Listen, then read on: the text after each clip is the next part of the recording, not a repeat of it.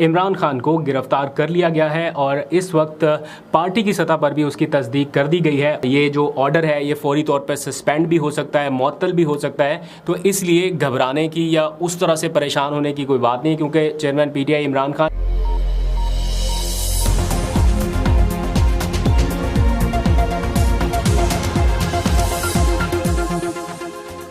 बिस्मिल्लाहिर्रहमानिर्रहीम। अस्सलाम वालेकुम। पाकिस्तान और दुनिया भर में देखने और सुनने वालों को अब्दुल कादिर का सलाम। आज पाकिस्तान की सियासी और जमहूरी तारीख के एतबार से एक बहुत ही अफसोसनाक दिन है। एज एक्सपेक्टेड छुट्टी वाले दिन छुट्टी ख़त्म होने से पहले जज हुमायूं दिलावर साहब ने तोशाखाना केस का फैसला सुना दिया।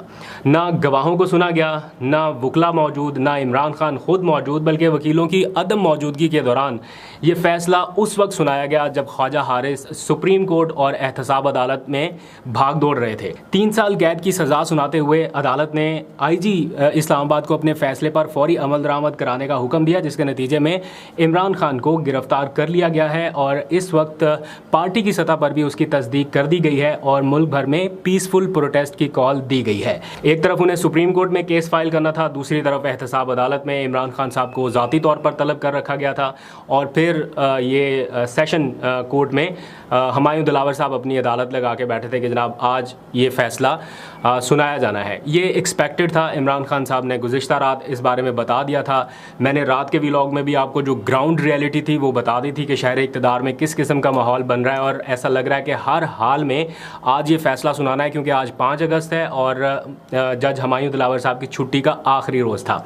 अदालत में फ़ैसला सुनाने से पहले क्या माहौल था, क्या हो रहा था और क्यों इतनी उजलत बरती गई, ये बताने से पहले जल्दी से फ़ैसला ज़रा सा बता देता हूँ। 2-3 लाइनों का फ़ैसला है, तफसीली तो बाद में आएगा। फिर अदालती माहौल की बात करता हूँ कि किस तरह से और क्या हो रहा था जब ये फ़ैसला सुनाया गया। हुमायूं दिलावर साहब के फ़ैसले में कहा गया है कि मुलज़िम यानी कि इमरान खान ने इलेक्शन कमीशन में झूठी तफसीलात जमा कराई। मुलज़िम करप्ट प्रैक्टिसेस के मुर्तकब करार पाए गए हैं और इलेक्शन कमीशन की जो कंप्लेंट थी उसे काबिल समात करार दे दिया गया। इमरान खान की इतनी जो अपीलें थी वो मुस्तरद हुई, उनके ऊपर कोई स्टे नहीं हुआ, कुछ भी नहीं है, लेकिन इलेक्शन कमीशन बिल्कुल ठीक कह रहा है और उसकी कंप्लेंट जो है वो काबिल समात करार दी जाती है। इसलिए इल्ज़ाम साबित हुआ, असासे जानबूझकर छुपाए गए और तहाइफ से मुताल्लिक़ गलत बयानी की गई। ये इस फैसले में कहा गया और फिर ये कहा गया कि बदनीयती जो है वो साबित होती है, लिहाजा इलेक्शन एक्ट 2017 के तहत 3 साल कैद की सज़ा सुनाई जाती है और 1 लाख रुपये जुर्माना भी भरना होगा।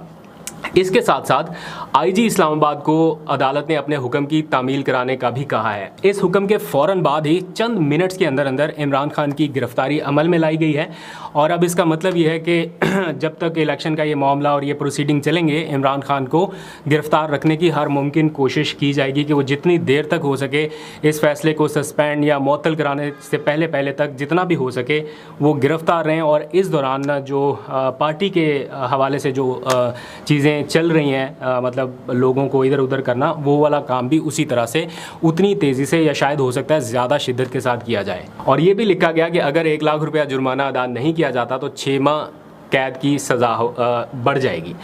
तफसीली ऑर्डर तो खैर बाद में आएगा। मैं आपको बताता हूँ कि ये सब कुछ हुआ कैसे और उस वक्त माहौल क्या था। ये सब कुछ उस वक्त हुआ जब इमरान खान के सीनियर लीड वकील यानी ख्वाजा हारिस ने इस्लामाबाद हाई कोर्ट के गुज़िश्ता रोज़ के फ़ैसलों के ख़िलाफ़ सुप्रीम कोर्ट से रजू कर लिया था। जी हाँ, आज सुबह ही ख्वाजा हारिस पहुंच गए थे सुप्रीम कोर्ट, क्योंकि गुज़िश्ता रात ये फ़ैसला हो गया था इमरान खान की ज़ेर सदारत इजलास में कि हमें इस्लामाबाद हाई कोर्ट से चूँकि रिलीफ नहीं मिला, इंसाफ नहीं मिला, इसलिए अब हम सुप्रीम कोर्ट जाएंगे। क्योंकि पहले जब सुप्रीम कोर्ट गए थे तो सुप्रीम कोर्ट की जानिब से ये कहा गया था कि पहले आप इस्लामाबाद हाई कोर्ट जाएँ, वो फोरम है, वहाँ से आप रिलीफ लेने की कोशिश करें, नहीं मिला तो फिर आप हमारे पास आएँ।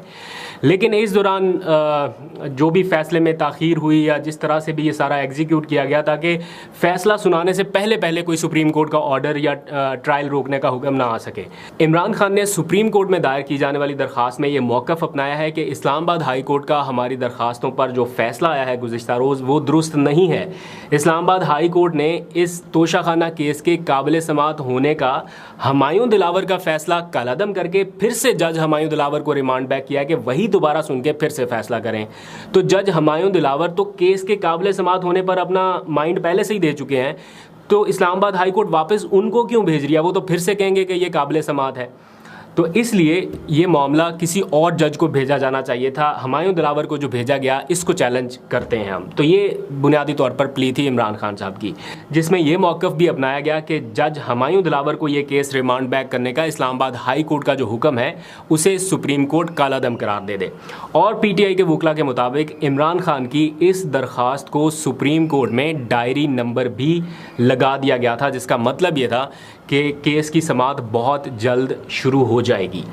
लेकिन इसी दौरान जब ये सुप्रीम कोर्ट में सारा कुछ चल रहा था, इसी दौरान सुबह से तोशाखाना केस की जब समाअत शुरू हुई, हुमायूं दिलावर साहब ने आते ही अदालत में पूछा कि मुलज़िम यानी इमरान खान किधर हैं।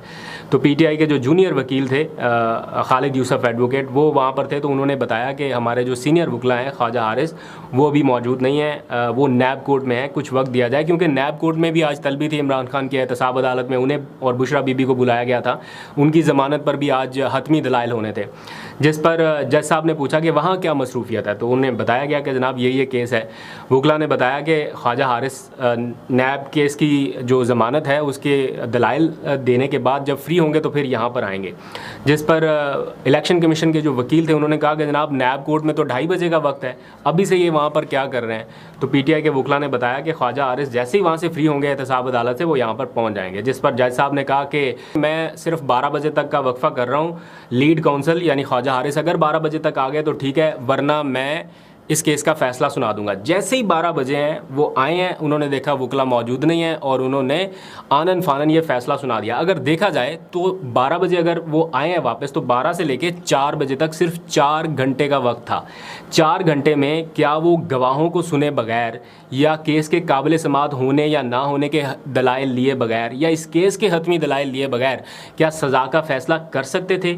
बज़ाहिर ऐसा नहीं होना चाहिए था, लेकिन चूँकि इस्लामाबाद हाई कोर्ट ने उन्हें फ़ैसला सुनाने से रोका नहीं था, ट्रायल रोका नहीं था, इसलिए जैसे ही वक्फे के बाद समाअत दोबारा शुरू हुई तो जज साहब ने इस केस का फ़ैसला सुनाया और ये जा वो जा, और मौक़िफ़ ये अपनाया कि पीटीआई का कोई वकील पेश नहीं हुआ। अब इस सारे मामले में पीटीआई का मौक़िफ़ सामने आना शुरू हो गया है। पीटीआई ने इस केस को या इस फैसले को आला अदालत में यानी सुप्रीम कोर्ट में चैलेंज करने का ऐलान कर दिया है और साथ ही पिटिशनों की तैयारी का काम भी शुरू हो चुका है, क्योंकि इस्लामाबाद हाई कोर्ट से उन्हें इंसाफ नहीं मिल रहा था, तो अब वो सुप्रीम कोर्ट जाएंगे। लेकिन इस दौरान थोड़ा ये केस लंबा चलेगा। ऐसा शायद ना हो कि फौरी तौर पर इमरान खान साहब को रिलीफ मिल जाए, लेकिन चूँकि ये मामला अदालतों में जाएगा, ये जो ऑर्डर है ये फौरी तौर पर सस्पेंड भी हो सकता है, मुअत्तल भी हो सकता है, तो इसलिए घबराने की या उस तरह से परेशान होने की कोई बात नहीं, क्योंकि chairman PTI Imran Khan mentally तौर पर ख़ुद भी इतने तैयार थे और उन्होंने आप लोगों को भी उतना ही ज़्यादा प्रिपेयर कर रखा था। तो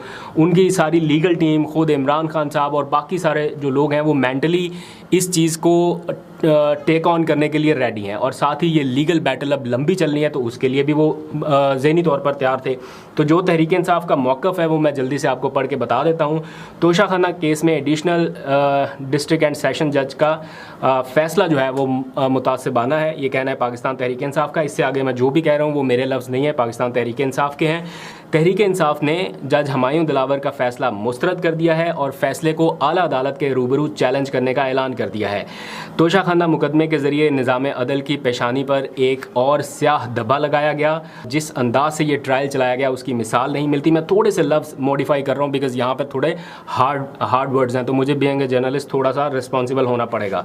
तारीख़ के इस बदतरीन ट्रायल में और ये कहा गया कि ये फ़ैसला सियासी इंतकाम और इंजीनियरिंग की बदतरीन मिसाल है। फिर ये भी कहा गया कि नाक़िस, मज़ाक़ खेज़ और ठोस कानूनी बुनियादों से महरूम फ़ैसले के ज़रिए जमहूर और जमहूरियत के ख़िलाफ़ शर्मनाक यलगार की गई है। ये लंदन प्लान के तहत लेवल प्लेइंग फील्ड जैसे शर्मनाक अहदाफ के हसूल की एक मायूस कुन कोशिश हो सकती है। तहरीक इंसाफ और इसके तमाम वर्कर जबर के सामने सरनगू नहीं होंगे, ये कहना है पाकिस्तान तहरीक इंसाफ का। लीगल बैटल अभी लंबी चलनी है, जो भी इसमें फर्दर अपडेट्स होंगी वो आपको बताऊँगा। मैं ज़रा जल्दी से निकलूँ ताकि और अपडेट्स भी हासिल कर सकूँ। आज तक के लिए इतना ही, अभी तक के लिए बल्कि इतना। अपना बहुत सा ख्याल रखिए। खुदा हाफिज़।